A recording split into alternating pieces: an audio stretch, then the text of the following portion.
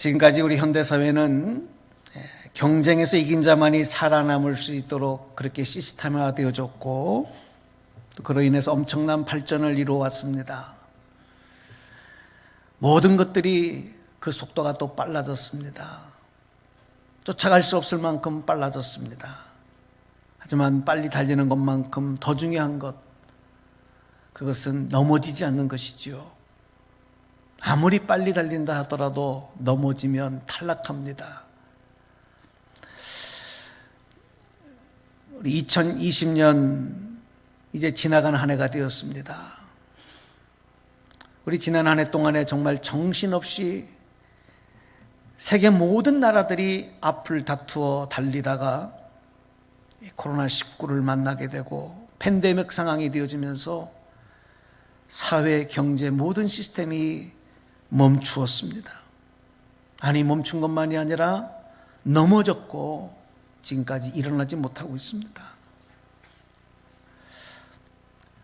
모든 나라들이, 모든 사람들이 다 같이 넘어졌으니까 문제가 되는 것 같지 않지만 더 큰 문제는 불안과 염려의 틀 안에 우리가 갇혔다는 것, 그리고 그동안에 우리가 지켜왔던 가치관들, 또 우리의 신념들, 이런 것들이 파괴되어지고 혼란을 겪고 갈등을 겪게 됐다는 것, 이거 참 큰 문제입니다. 특별히 우리가 대인 관계도 멀리해야 되고, 그렇게 자기를 치장하고 드러내기를 좋아하던 현대인들이 어쩔 수 없이 모두가 다 마스크로 얼굴을 가리고 살아가야 되는 그런 생활들을 1년 동안 해왔습니다. 우리가 2021년 새해를 맞이하는 이 시간에 그럼에도 불구하고 우리는 하나님으로 인해 소망을 가져야 할 줄로 믿습니다. 우리 생각과 계획을 뛰어넘어 역사하시는 하나님의 계획과 섭리, 그리고 사랑을 절대 신뢰해야 합니다. 나를 위해 일하시고 준비하고 인도하시는 그 손길을 절대 신뢰하고 믿음으로 새해를 시작해야 합니다.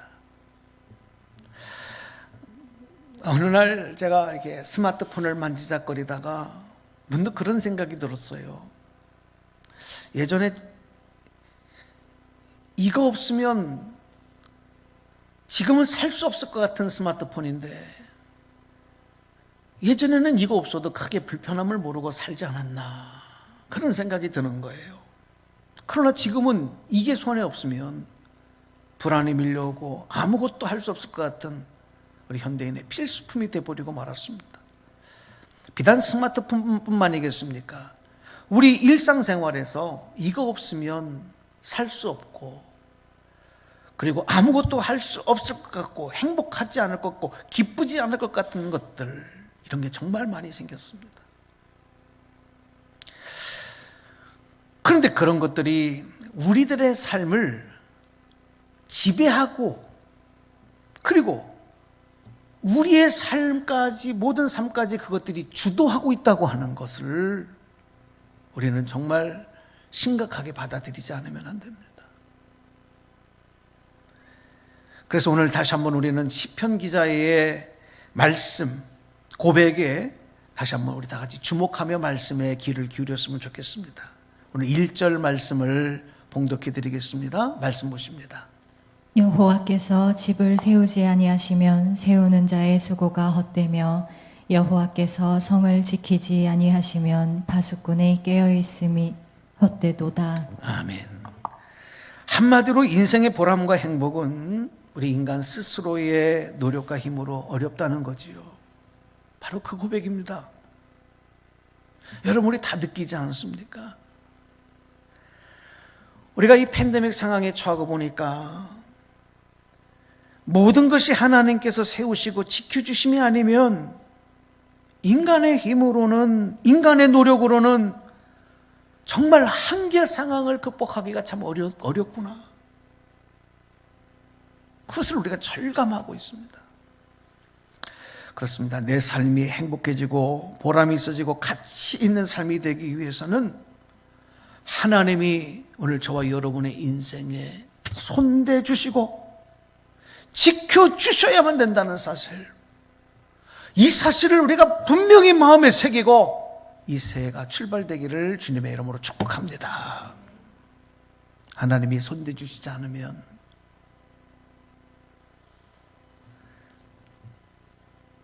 그 좋았던 것도, 그렇게 사랑스러웠던 것도, 그렇게 귀했던 것도 다 헛되고 다 무용지물이 돼버리고 아무것도 아닌 것 같이 된다는 것. 여러분, 이런 사실을 잊거나 무시하거나 또 그것을 방관하며 사는 것, 이게 바로 영적인 무지이고, 알고도 그렇게 한다고 하는 것은 그것이 교만이며 하나님 앞에 또 다른 죄의 모습이 되는 것입니다.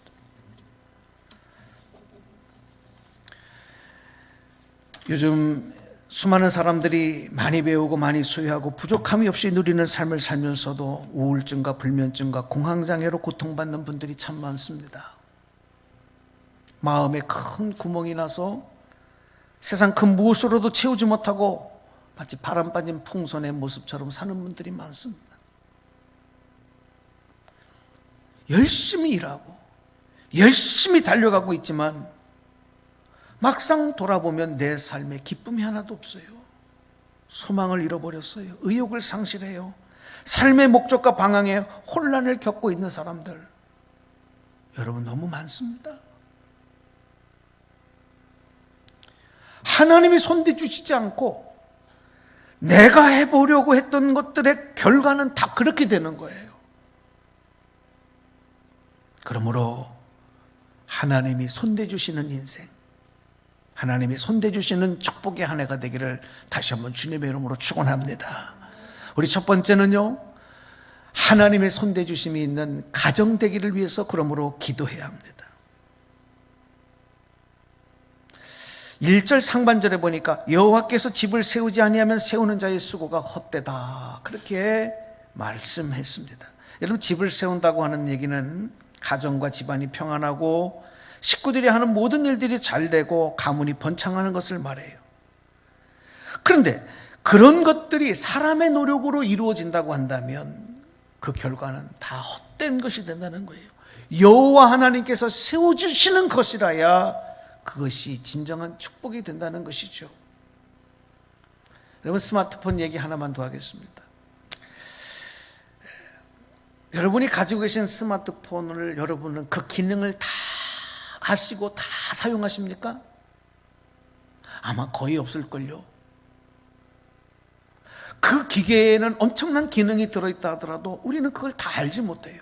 그리고 이 기계가 어떻게 만들어졌으며 어떤 원리로 우리가 사용하고 있는지 다 모릅니다. 내가 돈 주고 사서 내 것 각자의 소유가 됐다 할지라도 그 기능과 원리와 내용을 모르고 단지 내가 필요한 것만 배워서 그것을 사용하는 거예요. 그러나 내가 모르는 것까지도 이 기계를 만든 그 엔지니어들과 개발자들은 다 알고 있습니다. 다 알지만 우리들이 쉽게 그것을 사용할 수 있도록 장치를 마련해두고 우리는 그것을 단지 내가 필요한 것만 사용하는 거예요. 내가 스마트폰을 쓴다고 해서 그 기기를 다 아는 것이 아니라는 말입니다. 인생도 마찬가지예요, 여러분. 내 생명, 내 생각, 내 육체, 내가 다 알지 못합니다. 그러나 우리를 창조하신 하나님은 다 알고 계십니다. 우리의 머리카락 하나도 세시는 하나님이신 줄로 믿으시기 바랍니다. 그러므로 우리는 언제나 하나님의 그 손을 의지하고 하나님께서 내 삶에 개입해 주셔서 손대 주심의 은혜를 늘 소망하며 의지하며 살아가야 되는 거예요. 내 인생만이겠습니까? 가정도 내 것이 아닙니다. 가정도 내가 만든 게 아닙니다. 가정도 하나님이 조성하신 거예요. 단지 나는 하나님이 세우신 가정 안에서 행복을 누리며 살아가는 일원일 뿐이고 우리 가정의 주인은 언제나 하나님이시라는 사실을 잊지 말아야 합니다. 그런데 문제는 많은 사람들이 내 가정은 내가 주인이라고 생각해. 그래서 내 마음대로 하려고 하는 생각과 고집과 주장을 자꾸 앞세우는 거예요. 그래서 하나님이 세우시는 가정이 아니라 내가 세우려고 하는 가정, 여러분 그 가정은 결코 나에게 행복을 가져다 주지 않습니다. 하나님이 손대주시는 가정이 되길 위하여 기도하시는 여러분 되기를 바랍니다. 두 번째는 하나님의 손대주심이 있는 나라와 사회가 되기를 위하여 우리는 기도해야 합니다. 1절 하반절에 보니까 여호와께서 성을 지키지 아니하면 파수꾼의 경상함이 허사로다라고 했습니다. 우리 국가의 안보도 최전방을 지키는 군인들이 아무리 밤잠을 자지 아니하고 눈을 부릅뜨고 철동같이 경계한다 할지라도 하나님 지켜주시지 않으면 소용이 없는 거예요. 왜냐하면 전쟁이 일어나고 일어나지 않는 것, 성경에 보니까 그것이 하나님의 손에 달려있다고 말씀하고 있기 때문에 그래요. 우리가 6.25 전쟁에 큰 전쟁을 겪지 않았습니까? 그 이후에도 여러분이 한반도에는 전쟁이 일어날 위기 촉발의 상황들이 여러 번 있었다는 사실들, 지난 역사들이 증명하고 있습니다. 이런 위기에서 이 나라를 지키시고 건지신 것은 바로 하나님이셨다는 사실을 잊지 않기를 바랍니다. 졸지도 주무시지도 아니하시는 하나님께서, 역사를 주관하신 하나님께서 만약 그 보호의 손길을 우리에게서 거두가시게 된다면 아무리 우리가 우리의 힘으로 안보를 위해서, 나라와 사회를 위해서 노력한다 할지라도 다 허사가 되는 거예요.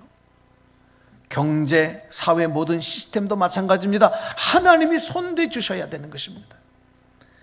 그래서 여러분, 우리 그리스도인들은, 우리 교회는 나라가, 이 사회가 어려움을 겪게 되면 하나님 앞에 도움을 구하며 기도해야 하는 겁니다. 지난 한 해 또 우리가 마음껏 모여 기도할 수 없었지만 그래도 우리는 맡은 자리에서 기도해야 되는 일을 계속해야 돼요. 올 한 해도 마찬가지인 것입니다. 올 한 해는 국가적으로, 사회적으로, 경제적으로 어쩌면 작년보다도 더 많은 어려움들이 우리 앞에 있다고 해도 과언이 아닙니다. 경제적으로도 인플레이션을 걱정하는 학자들이 많이 있습니다. 늘어난 부동자금이 갈 곳이 없어서 부동산과 주식시장에 최고로 가열되고 있는 상황을 우리가 보고 있습니다. 그것 때문에 내가 부자가 된 것 같지요. 그러나 여러분, 결코 그렇게 된 것들이 우리의 삶을 풍요하게 만들어주지 않습니다. 오히려 더 큰 걱정과 이 사회의 위험 요소가 된다는 사실을 우리는 간과해서는 안 됩니다. 일자리가 줄어들고 청년 실업은 더욱 가중될 것이고, 젊은이들이 결혼을 기피하고 결혼한 부부가 아이를 낳지 않아 출생률이 세계 최하위가 되고 있는 이 위기, 어쩌면 올해는 더 가중될 수 있습니다. 그러므로 우리는 이 사회의 근간이 흔들리지 않기를 위해서 하나님 앞에 기도해야 되는 것입니다. 도움을 구해야 됩니다. 여러분, 하나님의 손대주시는 나라와 사회가 되기를 위하여 올 한 해도 기도하는 교회, 기도하는 여러분 되시기를 주님의 이름으로 부탁드립니다. 세 번째는요, 하나님의 손대주심이 우리의 마음과 육체와 건강에 함께 하시기를 기도해야 합니다. 2절 하반절을 보니까 여호와께서 그 사랑하시는 자에게는 잠을 주시는도다 라고 했습니다. 편안한 휴식, 여러분, 이게 바로 하나님의 은혜 아니겠습니까? 특별히 잠이라고 하는 것은 생명의 기운을 주는 영양소와 같은 것이고, 지치고 고난 인생에게 무척 소중한 보약 같은 것입니다. 여러분, 몸이 아파 보세요. 잠을 잘 수 없어요. 깊은 잠을 잘 수 없어요. 근심 걱정이 많으면 깊이 잠들 수 없어요. 불면증에 시달리게 돼요. 배가 고파 보세요. 깊은 잠에 들 수 없어요. 잠을 이룰 수가 없어요. 그래서 하나님께서 사랑하는 자에게 깊은 잠을 주신다라고 하는 것은 건강도 주시고 평안도 주시고 일용할 양식을 주시는 것에, 그런 모든 생활에 만족함을 주시겠다는 이야기이기도 한 것입니다. 사랑하는 여러분, 질병 많은 세상입니다. 사고 많은 세상입니다. 몸은 건강하지만 정신적으로 마음으로 점점 쇠약해져가는 오늘 우리에게 우리 마음과 육체의 건강에 계속적으로 하나님의 손대주심이 있기를 위해서 기도하는 여러분 되시기를 주님의 이름으로 축복합니다. 마지막 네 번째는 하나님의 손대주심이 여러분의 자녀와 후손들에게 임하시기를 기도해야 합니다. 우리 다 소리내셔서 우리 3절은 함께 합독하기를 원합니다. 말씀 보시고 자, 크게 합독하겠습니다. 시작. 보라, 자식들은 여호와의 기업이요 태의 열매는 그의 상급이로다. 아멘. 기업이라고 하는 말은 대대로 이어내려오는 재산, 사업을 가리키는데 여러분, 자녀를 기업이라고 말씀하신 것은 자녀들이야말로 가장 평생을 두고 정성을 쏟아야 될 대상들이기 때문에 그렇습니다. 자녀는 내가 부모로부터 유산을 받듯이 저절로 받는 것이 아니라 하나님에 따라서 나에게 주어진 선물이고 상급인 것입니다. 그래서 부모들은 자녀들을 양육하는 가운데 하나님을 만나기도 하고 하나님의 섭리를 깨달아지고 그 인생이 성숙해져 가는 거예요. 오늘 이 말씀을 새해에 여러분에게 메시지로 전했습니다. 오늘 우리에게 주신 이 네 가지의 하나님의 손대주심을 기도하고 의지하는 그 하나님의 전능하신 능력의 손을 구하면서 여러분 올 2021년 새해에는 여러분의 인생의 믿음 생활의 가정의 자녀들에게 여러분 생업 일터의 이 사회에 하나님 축복과 은혜로 열매 맺는 복된 역사들이 있기를 주님의 이름으로 축복합니다. 축원합니다.